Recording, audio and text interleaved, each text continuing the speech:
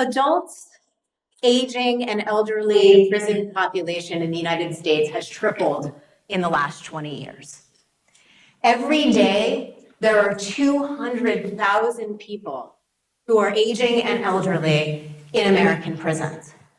Many of them will spend their last days in units and facilities like these, hospital units, hospice units, and special units within the prison designed to care for the needs of people who are elderly and aging. This year, 3,000 such people will die in state prisons. That's 8 people every day, 1 person every 3 hours. We are here to take a first look about what is happening in American prisons. When we talk about a second look, we're thinking about things like looking at people who are serving long sentences and can show that they have been rehabilitated, giving them a second chance. It's based on something called the age crime curve. This idea that when people get to be the age of 50, 55, 60, 62, they're just too old for crime. The most dangerous time for criminal activity is between the age of 15 and 25, right? The part of the brain that assesses consequences, that resists impulses, that resists going along with the crowd is still developing. People commit crimes and they don't think about the consequences, right? They're easily persuaded. And we have adopted laws aimed at giving people who've committed crimes at very young ages and served long sentences a second chance, while we've sort of forgotten about the other end. We're continuing to punish elders and aging people who have spent very long periods of time in prison for sins committed while their brains were essentially mush.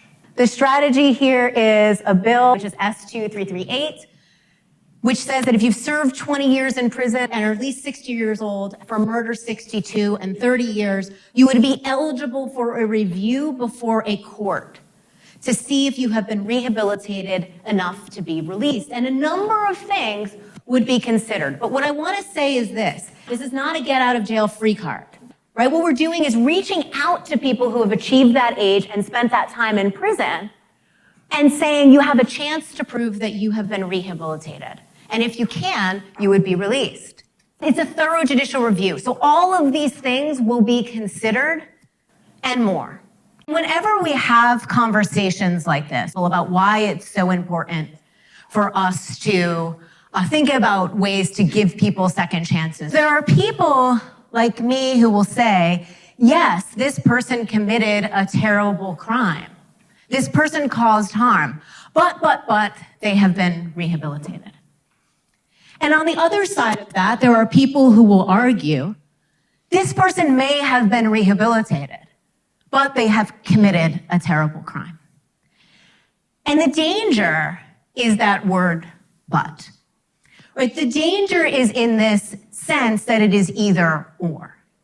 So I want us all today, no matter what perspective you're coming from, if you're here from law enforcement, parole, probation, the Department of Correction, the advocacy community, defenders, that we put aside the word but and we switch it to and.